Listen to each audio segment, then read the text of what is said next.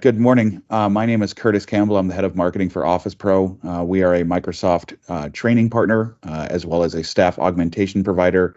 I'm super excited for yet another session of Ask the Training Expert. I'm joined here by our host, Lance Lingerfelt, who is a very experienced Microsoft professional. We're super excited with his skill set as well as with his just his overall expertise and understanding of the Microsoft ecosystem. So he's going to be sharing some special content with us today. He just recently returned from the Comms vNext conference in Denver, where he is going to talk about some of the key learnings, as well as talk with some of his colleagues here about some of those key learnings, best practices in the Microsoft collaboration space. So, Lance, go ahead and take it away. Thank you, Curtis. Good morning. Yes, last week I was at or this past week I was at the Comms vNext conference in Denver. Pardon me if I seem fatigued. I got a late flight. I didn't get in until 3 in the morning, so it's been an early morning for me. But yeah, what I want to do today, we're going to talk with some of the people that were there, as well as replay our podcast from the conference. We did a live podcast, which was really fun. Today I have Antares Leask. She is a former educator, I guess continuing educator, and she is in the IT space. She's one of the presenters that presented at Comms vNext. We also have another guest coming on, probably Dan Ray. That'll be here soon. And yeah, we're going to recap the conference. So start off, yeah, I had a great time. I think it was one of the better conferences. I've attended a few different ones, and a lot of times you can find something wrong with a conference, but this one was really well. I actually got to volunteer, with some of the other people, and it was a really great experience. We got to do a lot of really good, cool things. Got to see a lot of really good sessions on Copilot, Teams, also security. There was a lot of stuff on Teams phone that was there. I would definitely go and check it out. Dan, hey, how you doing, sir? Great. How are you? Doing all right. Yeah. We were. Dan Ray is another MCT that is with us. He presented the conference with Antares. And Dan, we're just reviewing real quick. We're going to just get everybody's little recap of the conference, and then probably replay our podcast that we did Tuesday. So, but anyway, yes, I learned a lot. Got to meet some great people. Looking forward to seeing all of them again next week at the M365 conference. And yeah, what were your thoughts? Either of you, what were your thoughts of the conference, and what did you get from it? First thing I wanted to say is thank you for volunteering with us. We had an amazing volunteer team, and I appreciate all of you, and it was wonderful. I think one of my most exciting takeaways was Jonathan Weaver's whiteboard presentation. Because he was like, how many of you have gone somewhere and you get a Post-it note and you go stick it, and I'm like, oh, I did that a lot when I was an educator. And the fact that it's moved into the technical space and that you can do it collaboratively online without having to actually go buy the Post-it notes and go walk over and, oh no, there's 10 people at this one and you can't get through to post your thing. I love the whiteboard features. They're really cool. Yeah, he's been doing that one for a while. It's a good presentation. And I think we'll have them. They said they're going to have the videos available for the presentations. That's definitely something to check out if you're at a conference and you see his whiteboard presentation. It's really good. It's really good. I enjoy it every time I see it. It gives me something new to look at. So, Dan, what about your thoughts? Probably the best takeaway for me was the Women in IT panel that was hosted by Sharon Weaver, and she had 5 guests on. That was a session that I was able to do the AV tech on. So also just getting some familiarity with really high-end AV as a volunteer. Oop, lost Dave. Oh, wow. Okay. the technical difficulties of live podcasting. Okay. I'll have to get While it back. talking about running AV. Yeah, exactly, right?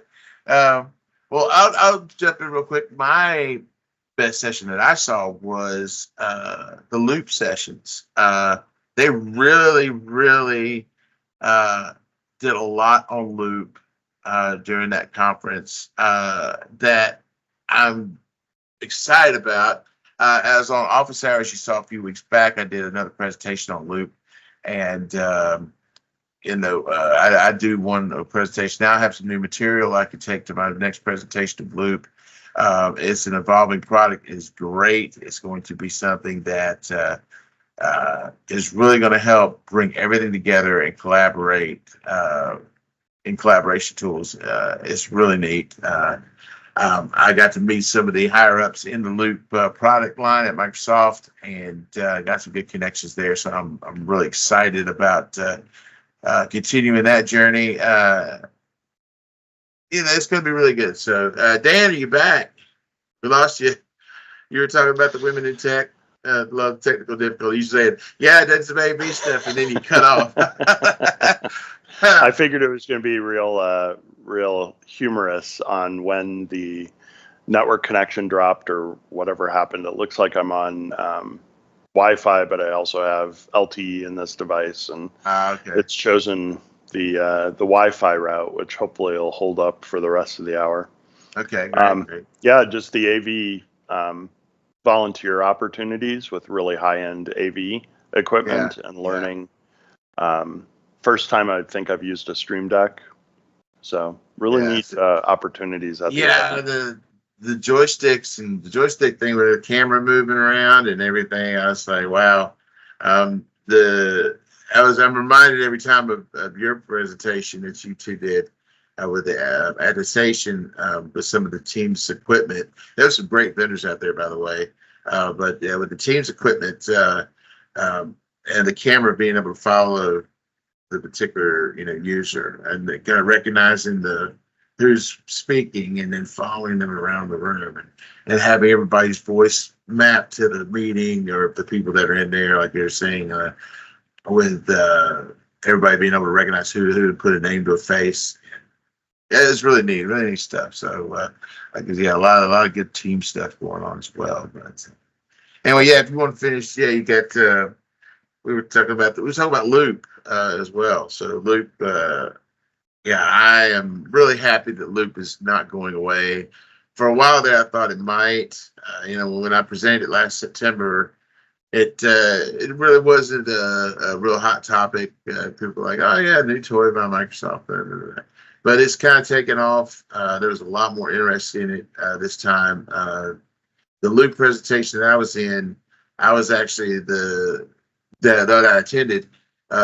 I was the door person, and we had almost 52 people in it was one of the biggest, I think it was one of the biggest attendees for the single session. That was not the keynote speaker. So, it was really good. They showed a lot of cool things. I think it's going to be something that is going to help revolutionize it all, put it all together. Because what you could do with Loop. So, again, check out my office hours. I got a playlist I'm going to put in the chat. I'll put my playlist. It's got all my videos from the office hours, and you can check out my Loop presentation. Is there anything you guys want to talk about specifically today, or we can just go ahead and go to the video? And I know everybody's probably tired from traveling, so. I know I am. I didn't get much sleep at all. So, but again, we're gonna have this available. I wanted everybody to have another chance to see our podcast that was live because it was impromptu. It was so awesome. I was like, wow, we're actually doing like a real deal lights, camera, action thing. And I was like, when you told me to MC it, I was like, what am I gonna do? What am I gonna do? And I was like, well, I was just doing office hours. So that's kind of what we do now. So I was like, it'd be great to have one on location. So. Again, I appreciate that, Dan. Thank you for letting me be involved in that. I thank the people that canceled their podcast during that time so that we had a chance to do ours. But absolutely. This is probably a better example of speaker attribution than Yeah, we were able to do at the conference. Yeah, Because we've got, I'm looking at the transcript right now. It's working perfectly since we're all in 3 different locations, Oh, wow, that's great. logged in Okay, as good. ourselves. Yeah, all right. Wow. Okay, good. So no, yeah, it knows this. Okay, that's great. Yeah, that's pretty neat. Yeah, anyway, well, if you guys don't have anything else, I'm gonna get the video started. That way you guys can get to your day. Welcome to the Office Hours with Lance Lingerfelt, Comms vNext edition. We're coming live from the Comms vNext conference here in Denver, Colorado. And with me today, I have Antares and Dan. They are speaking here at the conference. We're going to talk to them today about what they're speaking about. And some of the other topics that we have on the plate is some sponsorships that we're going through and seeing, and also some of the events we're going to be attending this week. So thank you. And with that, I want to start off the topic with this new device I just saw in the sponsor room for Lenovo. It's called the Legion Go. And I'm not trying to sponsor me. I love Lenovo. I got a laptop and a desktop, and this is my next toy I'm going to get.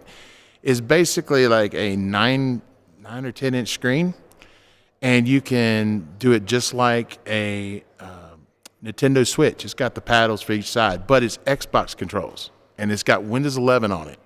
So you can use it like a Windows 11 tablet and actually plug into Xbox, and if you get the Xbox Game Pass Live, you can pop in the paddles and play your games. And if you're on your network, you can hook it to your Xbox and just go to town. And it is very, very cool. And the price point seemed very cool. She said $700 starting, I think. So very, very neat. It has USB-C, it's portable. It's got a nice case it's about 12 to 14 inches. And it's really, really good, really good. So do you guys have any gadgets you've seen lately that are really neat that you want to mention? Or I did see some Douglas Sosa, who I worked with at Brainstorm. He's now with Poly HP, and he showed me some of the new HP Poly devices, laptops specifically that have the Copilot button, which I had been waiting around for. Apparently, that is a combination of the F23 key that is not on keyboards anymore, and a keyboard combination along with that. So, but having that Copilot key, if you have Windows 11, you get Copilot that pops up to the right. Yeah, I definitely would like to know what the hot key is for that. Yeah. Very I'll look cool. it up and send it to you. Dan's the master of the hotkeys keyboard. So, you have anything you've seen lately that you like? I haven't been able to adventure that direction yet. That's okay. I just showed you a mouse this morning. That's The true. adaptive That's true. Microsoft Dan, the new mouse. Dan has Microsoft an mouse. amazing adaptive, and then we're going to talk a lot about inclusivity today. An adaptive mouse that can be adapted for different needs. Yeah. Great. All right. Well, great. If you have any comments, please look us up on the socials. Feel free to talk to us. I do a Office Hours Teams event every week through LinkedIn, and feel free to join us and ask your questions anytime. Dan's on there.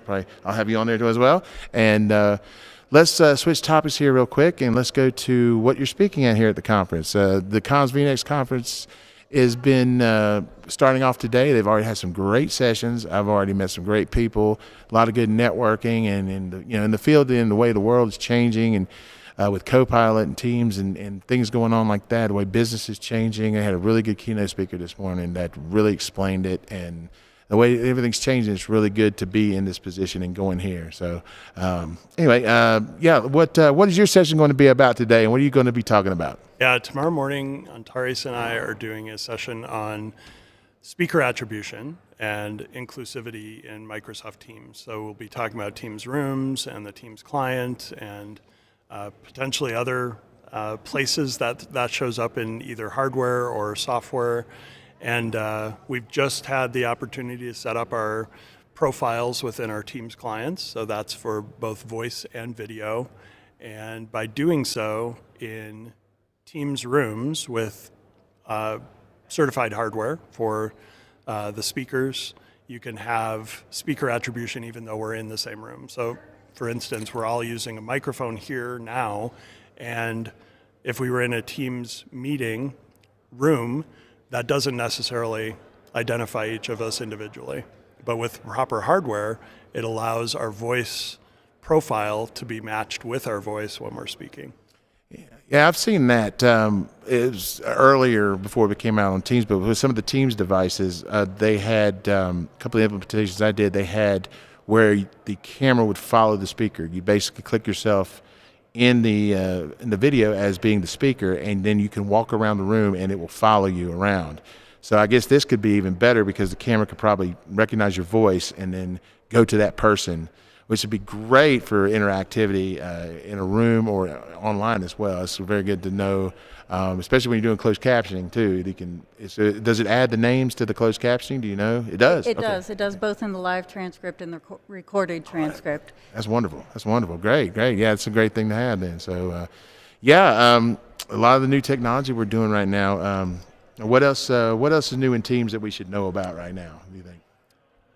Probably the biggest things that I discovered in Teams were related to Teams 2.0. So there's a whole website Learn article on things that don't work in the new Teams, but many of the things that were holding me back to the classic Teams at this point have been fixed in the new Teams. So one of the last things that I needed was the ability to custom stream to platforms like LinkedIn or YouTube or other platforms, and that's been working at least for 3 to 6 mons in the new Teams client. I watched your presentation on the Cameo in PowerPoint, which is a very cool feature, and the workarounds for not being able to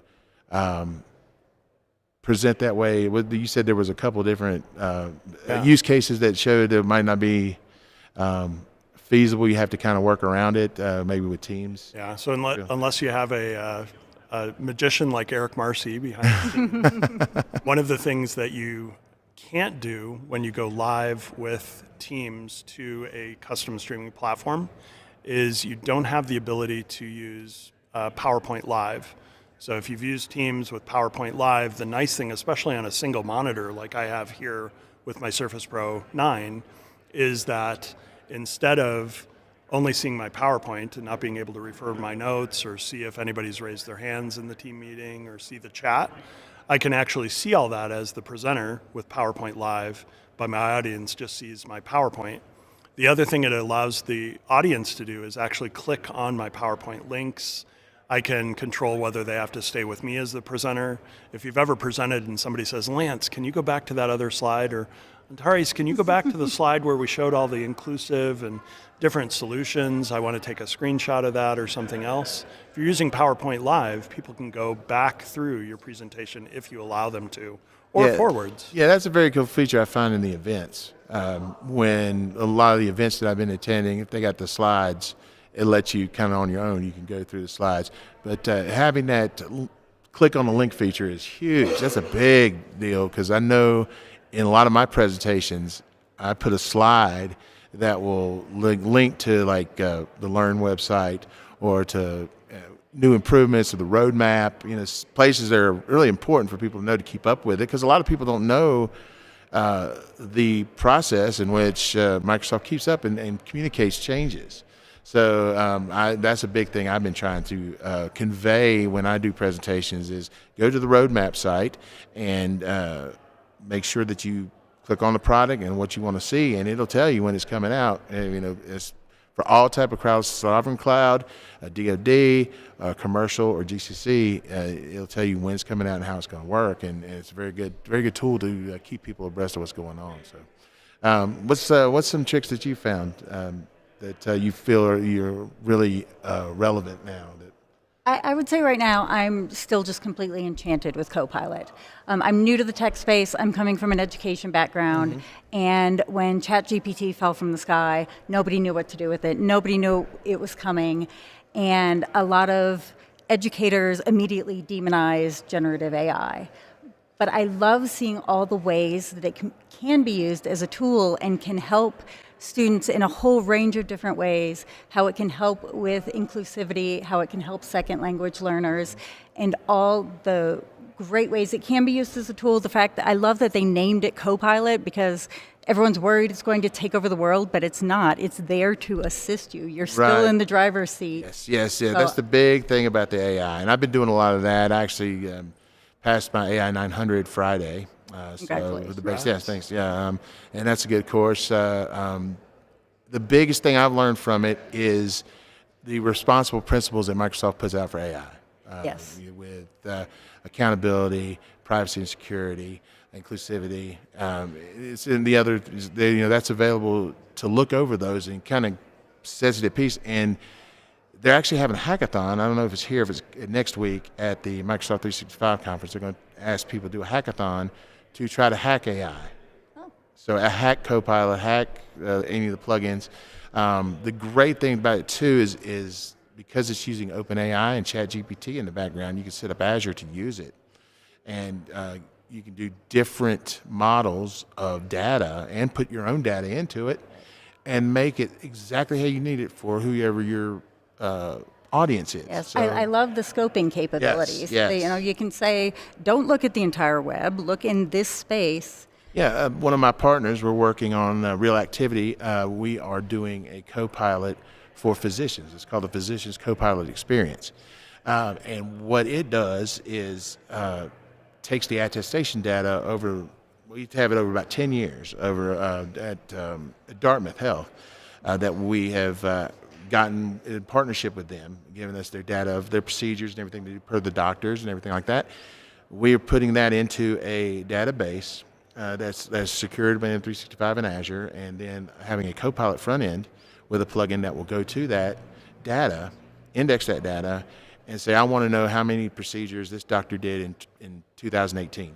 And it lists the procedures, lists what they did, and how success rates, do everything that Copilot can do. Put it into a Excel sheet or do it like that, all from that interface. And I love, like you said, the modular ability and extensibility of Copilot. It's a really great tool. And it's funny, just like you said, the educators demonized it. I could understand that because it was something that was kind of just out there. I think Microsoft's done a good job, and I've tried to focus on it when I talk about Copilot. It's all in how you talk to it. I mean, you have to look at it as if it's someone that is already in a second language. So you got to take out slang terms, things things that you might assume they might know, things like that. You have to be very specific in your prompts and say, okay, I have this data here. I want this specific output based on what you put here. And in Copilot, you see like the 30 questions. That's how you can build it. You just go and build, say, okay, I got this data, ingest this data. Then say, okay, I want to do this with this. And then if it kind of gives you a wrong answer, you're like, no, that was not correct. Take this and look at it again. You can adjust tone for your audience. Yes, you can actually set how the tone is. Like, this is the Copilot that works with children. You are a Copilot that works with physicians, or you're a Copilot that works with police or something like that, so that it can know how to approach. It knows how to take that data, and based on what you've given it, if you have like responses after responses and have that data in there, it can do the probability with the math to pretty much make it sound or act like you're talking to somebody. And you can have fun with it. Today's Yes. Shakespeare's birthday, Yes. and you can have it right in iambic pentameter. Yes, it's great. Was it you, Dan, that told to do song lyrics? I used Songsmith. Yes, okay. For Yeah. that, which is from Microsoft Research. Yeah, It's been so- out for a long time. Yeah. It's still AI. That's the whole thing about it. Yeah, it's around like for a like you're saying, with the Teams voice recognition. That's the same thing that Amazon has been doing with Alexa, saying, "Learn my voice." When you tell Alexa to learn your voice, so it's learned my mother's voice, my father's voice, and my voice, and it knows where we are, and that's voice, like AI voice. That's the whole platform for that. So to integrate into teams like that is so great, and it's a great thing. So but with AI is coming out. Actually, I've talked about Gemini too for a minute. Gemini is good for different applications, like you said, for different applications. Gemini, because it's based on Google search, and it's a Google product. Lots of IT people, from my experience, if you don't agree, then let me know and we can talk about it. But my experience, Google sometimes gives you better answers when you're searching for technical answers, because Google's been around longer with that than Bing. Bing is different. Everybody will say it feels different with Bing. So when you use Copilot, you might get the same type of responses that you would when you search. But with Google, you're going to get those type of responses, which are usually more technical or more to the point. And it's not Microsoft's fault. It's not Google's fault. It's just kind of the way, again, how the data has been gathered over the years and how it's been used and how responses and feedback have been given. So I recommend anybody that's using AI in any form, Copilot, Gemini, ChatGPT, find a subject that you want, that you know the answer to, exactly how you want it, the answer. Okay, and then you actually can train the Copilot as you go. So say you have like a document, you know this has its answers, and you want to have this particular conclusion drawn from it. Like say, it's like you take a book and you say, I want to summarize this book, and you know what the author's talking about. So you say, ingest this book, index it. I want you to speak on this book, and you do a generic prompt. And it says, summarize this book for me. And then see how it is, and then you can change the type of Copilot for the type of user, saying, I want you to speak as an English professor would, or someone from Harvard. Again, those are all valid things to try and see what kind of answers you get, and see how it changes as you prompt it over the time. So that's the biggest thing that people are learning, I think, is making it a whole lot better. Do you all agree with that? Or? Yeah, the skill of prompt generation is fascinating and something that I've seen people do really well and not well at all. Like I said, it's a new skill. Yeah, it is a new skill, but it is a skill when mastered can accelerate your productivity like 100-fold. I used to spend time making PowerPoints for my presentations for stuff. And last week I did a presentation on Secure Score. And I had a day to prepare it. I knew Secure Score, I knew what I wanted. So I went to Copilot and I said, summarize Secure Score and features and use cases, and did that. And I said, okay, well, now take this. And I went into PowerPoint with Copilot and I said, take this information and I want you to build a PowerPoint based on it with this template. I downloaded a template and told it, and it did it in 2 seconds. And then I just had to add my personal page and some things. I'm able to create a PowerPoint for a presentation in 15 minutes at the most, where it used to take me 2 hours. And if you got some type of presentation that you got to do that is weekly or something, for like a weekly report or something like that, you can tell Copilot to every week when you get this file, summarize it, put it up on this in an email and send it to me, or send it to the boss, and then you go to the boss and says, is this feedback? Is this properly what you need? And he's like, no, I want more information on that. Then you can tell Copilot to go, okay, give me this information. So, it's kind of like training, and everybody gets to kind of teach. Everyone gets to teach something. So it's where the human element comes in, because you cannot replace the human element with any artificial intelligence. There's no way. There's the ones out there that say they can do facial expressions and they can do sentiment. There's sentiment analysis where it can probably, but it's still doing math. When you learn the back end of the AI, you learn that it uses very, very complex math to take the responses and put them in a group, cluster them, or actually label them to specific answers that are known. And then says, okay, well, based on this, it goes through all this stuff. It says, oh, this is probably probably the best thing to say. And you can, the more, like I said, the more you prompt it, the more you train it, you can make it do what you want. But again, there's the responsible principles of AI, which I recommend everybody go. There's a webpage for it. I'll try to find it and provide it for you on the recording of this. That way, you can look at it then. But anyway, yeah, that's a big thing. So anyway, all right. What's next? Anything you all want to bring up?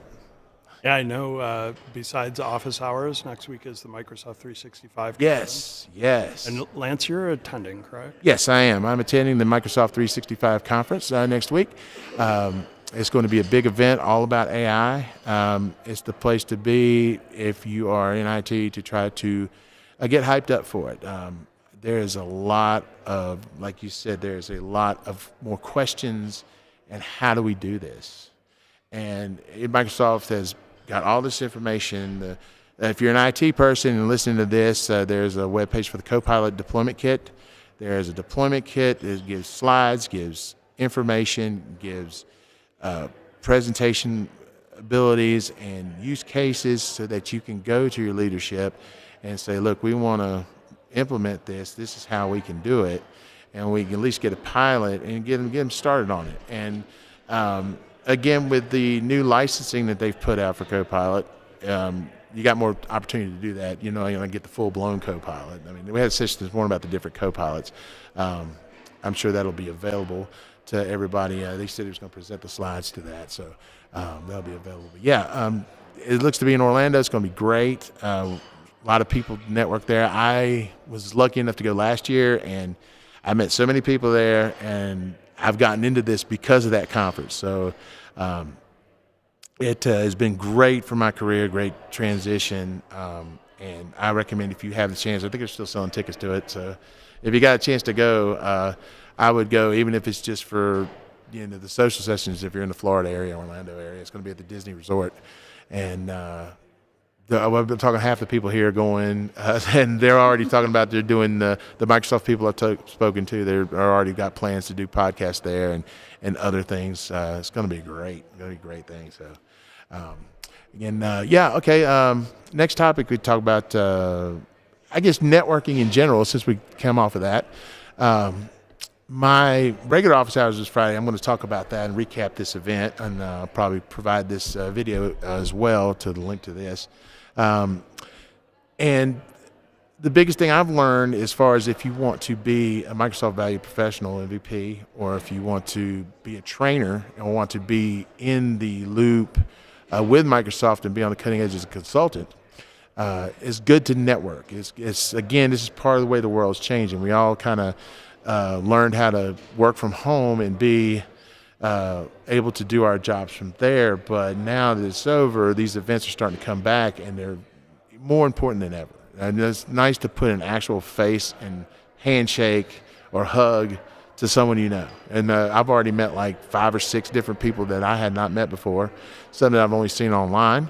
And just the fact that I'm able to meet these people. And these are people that are influential to Microsoft, influential to other vendors that are here, influential to the whole AI Teams, modern workplace evolution. I mean, this is where it's happening, and it's not going anywhere. So, and I'm so appreciative of how welcoming this community is. Yes. Because this is my first experience at Comms vNext, and this I've been spending a few months getting into the tech space, and everybody is so welcoming and so accepting and so helpful and generous. And so if you're wondering whether or not to go to Orlando next week or to come to one of these conferences, like, do it. Like, no matter what your experience is, no matter what your skill level, you will be accepted and you will be helped along the way, and it's a great collaborative experience. Yeah, the community has really, really grown over the past year and a half. I've started attending community meetings. There's monthly meetings in all sorts of different areas of Microsoft adoption, Teams, Journey to the Cloud. Dan runs a couple of them. I'm in a couple of them. We have the adoption community. We have the Microsoft Global Community Initiative. We have the events committee that does these events and helps people organize events locally. There's one of the sponsors there, the local Teams group chapters. Even if you're not in IT and you want to learn more, we're all about, the one thing I know is common between everyone here is we're all about teaching others, accepting others, and giving them a chance to kind of bridge that gap. We're not, it's kind of weird because it's like a lot of the people I know, they've either been in IT for 20, 25 years like me, or they've never been in IT. Yeah, exactly. But it doesn't matter. It doesn't matter. You can always learn stuff. I'm still learning stuff. I mean, because the technology is always changing, and they say information overload. Yeah, but there is a place for everybody here. If you like you said, you like that Copilot stuff. So that's great because it all kind of works with it. I Exchange Online. I've been an Exchange guy for 20 years, and I'm doing AI now, and I'm doing Teams, And there's opportunity there, and the community events are usually great. They're sponsored. You get to meet people, and you have connections, people you can go to if you're having issues. They're community forums. They're not just a bunch of people that are just trying to talk down to you or anything like that. It's you can get a lot of good answers. There's all the information to learn this stuff is on Learn. It's out there. I just finished the AI Skills Challenge, and it took me about 2 weeks to do it, but great way they've transformed the training, because I've been a trainer since 2001. So to do it back then and to do it now, I've seen it change. I've been involved in all that kind of thing with the Grandmasters and other things related to training, and it's really focused on the student. It really is. And what are your thoughts on that, Dan? Yeah, I know from a networking perspective, Antares mentioned the welcoming aspect of Comms vNext and other events. I think of it back to college, because that was really my first opportunity to do a lot of networking and think about the people that I knew and the people that I had connections with. Some people feel comfortable at a smaller college. Some people feel really comfortable at a larger college. So if you think of Comms vNext as maybe that medium college experience where there's lots of people to meet, but it's not necessarily overwhelming. And the Microsoft 365 conference, depending on how you feel about networking and the people in the community, although they're welcoming, it's a little overwhelming if it's your first experience. So Comms vNext I came to 4 years ago and have been back for several of these events, and it's definitely the best food I've ever had at a conference. The price point was something that attracted me to this particular event, and then just the networking opportunities. I'm excited. The churros are legendary. Yes. Yeah, but that's important. But the smaller community events, they're all of you can go to events. Is it events.microsoft.com, I believe, or? I think that's There's this whole website dedicated to community events that people like us that we don't work for Microsoft, or we might have in the past, or we're just people that are in IT that love technology and want to help spread it and teach it and give people opportunities to learn and grow. We have community events that just local. I mean, Worldwide. Worldwide. Yeah, worldwide. I mean, I went to the Microsoft Community Days at Sea. We went on actual cruise. It was the first conference on a cruise ship for Microsoft. For Microsoft, for Microsoft 365, and I broke my toe, so, but I still had a good time, and I met all these people again, and now so I come here, and it just took that one time, and I know all these people, and there's so many different ways, not just using Microsoft apps, but also other apps that I never thought about using that are sociable, and using them in a way that are not just what most people stereotype think a lot of these social apps are. They really can be useful. They really can be something that you can use to communicate really well with other people and get answers. In my work, I'm not a SharePoint expert, but I've been doing SharePoint for the past year now, and I'll run into an issue with SharePoint. Maybe something SharePoint on-prem or SharePoint online hybrid or something like that I might not find real quick, or I can't, or something a little more advanced. I got 4 or 5 people now. I can make a quick email to Teams ping or a phone call and say, look, dude, I got this issue. What can I do?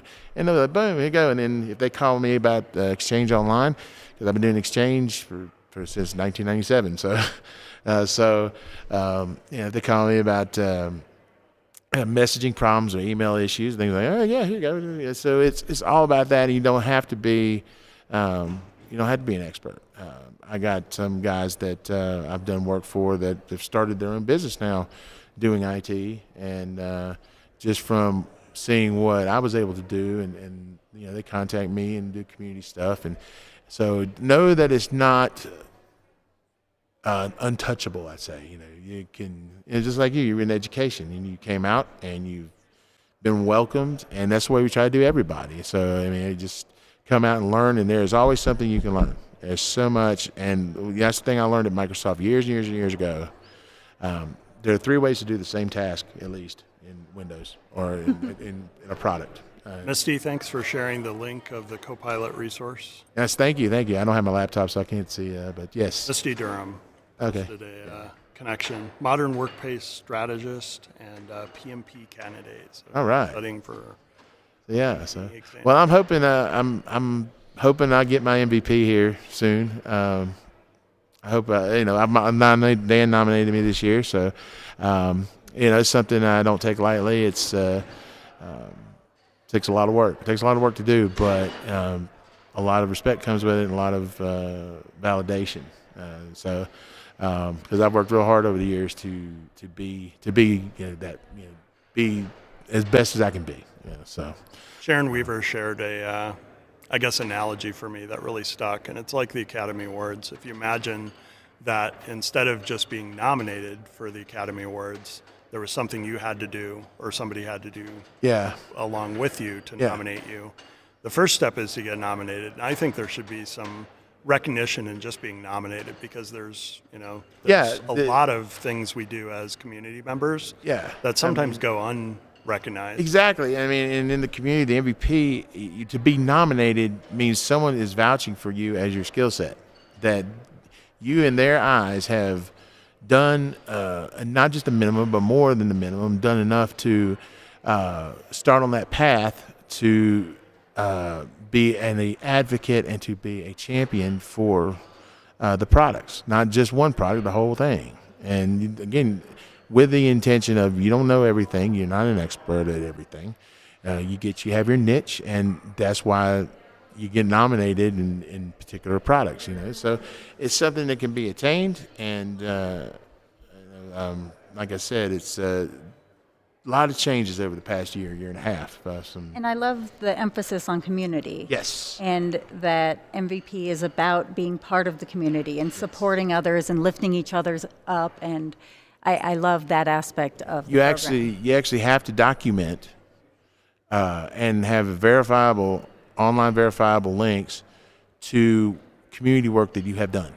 So, and Dan actually put a LinkedIn post of all the stuff that he had done over the year. And whether it's speaking at a conference like this, offering mentoring to other people, doing a podcast, training people, going to a school, volunteering at an event, just helping the community out, helping build this thing. And it's just like community service and anything else. But, with this, you're learning something, and to be nominated, and you're actively using your technical knowledge, and not just technical knowledge, but things you learn. I'm sure you have to step up being in education for so long that you have ways that some of these technical people might not be able to approach. But in the community, it might be somewhere where they approach you and they want you to help them. So I love how you presented that topic. I want to do my presentation skills better. What can I do? Or, I got a group of kids I'm speaking to about this in a few weeks. That's why I came to the event. And then that's someone you can link with and help them out. And it's good to do. I mean, it's like I've learned a lot about marketing that I didn't know. And it's not self-promotion. It's not just getting likes and things like that. It's actually doing. There's tangible work behind it. I recently became a I Am Remarkable facilitator. Yes. One of the big things there is there's a difference between bragging and achievements and sharing achievements that are verifiable. Yeah. And achievements are not bragging. And figuring out a community around, if you don't feel comfortable sharing something, maybe there's somebody else that feels comfortable sharing it for you. Yeah. Well, I think of it like I watched wrestling. Okay, I'm wrestling. I had family that was in a long time ago. But Roman Reigns, the current champion, I hadn't caught up. I hope he's still the current champion today. But they just did a documentary on him, and on A&E, and talking about his reign of being the number one guy for the whole entire company, the face of the company, in the time of COVID. And holding up this multi-million-dollar company, being the person everybody looks to, and how he had to change his attitude to project that thing. But the thing was that Triple H said was that it's not bragging if it's fact-based, if it's actually factual. And it's not arrogance if it's actually factual. And if you actually say, no, I actually did that, I'm not bragging about it, acknowledge me, like Roman Reigns says, acknowledge me. It's a great thing. But again, it's a lot of things I've learned. You can watch somebody do it. You can try to do it yourself. You might not pass. You might fail. I failed it a bunch, but there's another quote I know: the only difference between people that succeed and people that don't is that the people that succeed have failed a whole lot more times. They didn't stop, so it's like I said, this time I might not get the MVP, but I'll keep doing this stuff, and I think one day I'll be able to qualify for it. So it's just like they told me I couldn't work at Microsoft, because I had this issue or that issue, or I didn't finish college, and I'm working there. I work at Microsoft. There are more people that I know that did not graduate from college that had jobs at Microsoft. Yeah, I'm one of them. Mark Steele, the person I started doing these kind of online events with. Mark had LinkedIn Live access before I did. So my very first LinkedIn Live was a minute of me panicking on Mark's page because Mark wasn't with me and I was testing things. And nothing against that, but I like the paper ceiling analogy. You can break through that. It's not the glass ceiling; it's the paper ceiling these days. Yep. So, and I found my niche being in IT, and when I got my first job in customer service at Microsoft, doing Windows 98 support and Windows ME support, which is I don't miss it. I don't. Yeah. Well, the one thing about the Windows ME, like someone called my machine didn't work. Did you upgrade from Windows 98? Like, yes. Okay, run this tool. The reversal tool on the Windows ME disk. We reversed. That was just like, don't even try to troubleshoot it with them. Just run that and let them go back to Windows 98. One of the best. For those millennials that don't know what ME stands for, it was Millennium Edition. Yeah, Millennium Edition. Yeah. It was named after all you. Right. Yeah, exactly. So, but how much time we have? All right, we're going to wrap it up here. We got 2 minutes. Again, thank everyone for being here. Thank you, Antares and Dan. Again, if you're here at the Comms vNext, make sure you check out their session tomorrow morning. It's going to be great. There's a lot more sessions that are coming up later on today. Be sure to come by and meet me. I'll probably be in the audience somewhere or volunteering. I'll be at checking in people at 3:30 over at the Cedar Creek room, or whatever they call it, the Comms Creek room, whatever room that is. But anyway. Clear Creek. Okay. And I do want to thank all the volunteers. Yes. We have amazing volunteers here at Comms vNext, and I'm so thankful for all of them. Well, thank you for coordinating it. Yeah, definitely. So, again, all right. Well, check us out. Check me out. Office Hours with Lance Lingerfelt weekly on LinkedIn. There'll be events on LinkedIn. Please find me and come and join us. And if you want to speak there, let me know what you want to speak about, and we can definitely try to get you on there. So, anyway, thank you. Have a good day. Thanks, y'all. Thanks again for watching the podcast again. And thanks again, Dan and Antares, for coming on the podcast. It's a good chat discussion. Make sure you check out the chat while we're doing the video. It's pretty good. Also, I wanted to present this real quick.